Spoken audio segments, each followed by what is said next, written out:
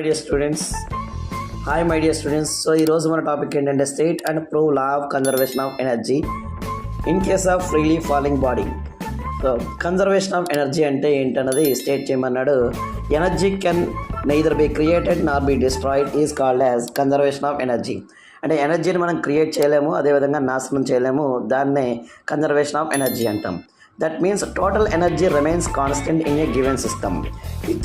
ఇచ్చిన సిస్టంలో total energy అనేది సేమ్గా ఉంటుంది, అదే కన్జర్వేషన్ ఆఫ్ ఎనర్జీ. అయితే ఇప్పుడు మనం దానికి ఫ్రీలీ ఫాలింగ్ బాడీకి ప్రూవ్ చేయమని చెప్పాడు కాబట్టి ఏ అనే పాయింట్ని చూస్ చేసుకున్నాను. ఏ అనే పాయింట్ దగ్గరన నేను ఒక బాడీని చూస్ చేసుకున్నాను. ఆ పాయింట్ దగ్గరన ఎనర్జీస్ ఏ విధంగా ఉంటాయో చూద్దాం. సో ఫ్రీలీ ఫాలింగ్ బాడీకి ఇనీషియల్ వెలాసిటీ 0 కాబట్టి అట్ పాయింట్ ఏ దగ్గర మనకి బాడీ అనేది సర్టెన్ హైట్లో ఉంది. ఈ సర్టెన్ హైట్ నేను ఏమనుకుంటున్నానంటే హెచ్ అనే హైట్లో తీసుకున్నాను గ్రౌండ్ నుంచి. సో అక్కడ మనం పొటెన్షియల్ ఎనర్జీ కనుక తీసుకున్నట్లయితే potential energy equals to MGH and kinetic energy of MV square. V అనేది 0 కాబట్టి ఇనీషియల్ వెలాసిటీ 0 కాబట్టి కైనెటిక్ ఎనర్జీ 0 అయింది. సో టోటల్ ఎనర్జీ అనేది అట్ పాయింట్ ఏ దగ్గర టోటల్ ఎనర్జీ ఫార్ములా ఏంటంటే potential energy plus kinetic energy. దాని ప్రకారం మనకి టోటల్ ఎనర్జీ అనేది MGH plus 0. That means total energy is MGH. దీన్ని మనం ఈక్వేషన్ 1గా తీసుకుందాం. ఇక సెకండ్ కేసులో వచ్చేటప్పటికి బి అనే పాయింట్ నేను ఈ సర్టెన్ పాయింట్ దగ్గర తీసుకున్నాను. అంటే ఆ టైంలో పార్టికల్ అనేది ఎస్ డిస్టెన్స్ ట్రావెల్ చేసింది. ఎస్ డిస్టెన్స్ ట్రావెల్ చేసిన తర్వాత బి అనే పాయింట్ని రీచ్ అయిపోయింది. అక్కడ ఫ్రీలీ ఫాలింగ్ బాడీ కాబట్టి కిందకి పడుతుంది కాబట్టి యాక్సిలరేషన్ అనేది డ్యూ టు గ్రావిటీ వల్ల ఏ ఈక్వల్స్ టు ప్లస్ జీ అవుతుంది. సో అక్కడి నుంచి ఎంత హైట్లో ఉంది అంటే గ్రౌండ్ నుంచి టోటల్ హైట్ హెచ్ అనుకున్నాం కాబట్టి ఎస్ డిస్టెన్స్ ఆల్రెడీ ట్రావెల్ చేసింది కాబట్టి హెచ్ మైనస్ ఎస్ అవుతుంది. ఇప్పుడు మనం కన్జర్వేషన్ ఆఫ్ ఎనర్జీని ఎట్ బి అనే పాయింట్ దగ్గర చూసినట్లయితే సో బి అనే పాయింట్ దగ్గర పొటెన్షియల్ ఎనర్జీ ఏమవుతుందంటే ఎంజీ ఇంటూ హైట్ ఎంత హెచ్ మైనస్ ఎస్ కాబట్టి potential energy equals to MGH minus MGS. Okay, మనకు పొటెన్షియల్ ఎనర్జీ వచ్చేసింది. ఇక కైనెటిక్ ఎనర్జీ రావాలి. కైనెటిక్ ఎనర్జీ అనేది దేని మీద డిపెండ్ అవుతుందంటే వెలాసిటీ మీద డిపెండ్ అవుతుంది కాబట్టి సో వి వాల్యూ అనేది కావాలి మనకి. సో ఈక్వేషన్ ఆఫ్ మోషన్ నుంచి మనకు ఫార్ములా ఏం తెలుసు అంటే V square minus U square equals to 2as అని తెలుసు. బట్ యూ అంటే ఏం ఇచ్చాడు మనకి ఇనీషియల్గా ఫ్రీలీ ఫాలింగ్ బాడీ 0 కాబట్టి V square minus 0 square equals to 2as. That means V square equals to 2as అయింది.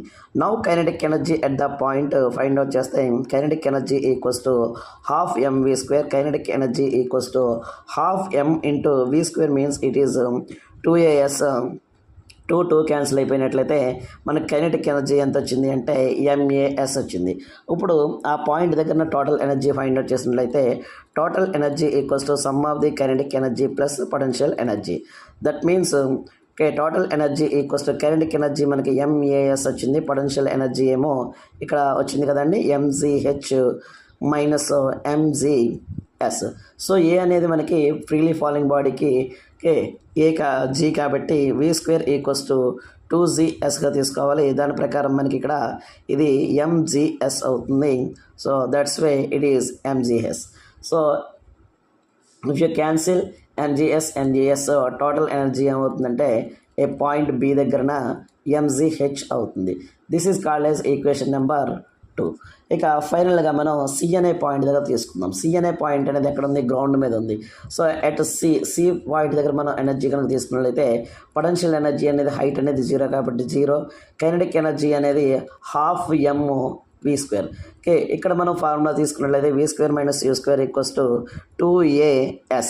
So V square minus initial velocity అనేది 0 అండ్ యాక్సిలరేషన్ ఏమో జీ అండ్ డిస్టెన్స్ ట్రావెల్డ్ ఏమో హెచ్ కాబట్టి V square equals to 2zh అవుతుంది.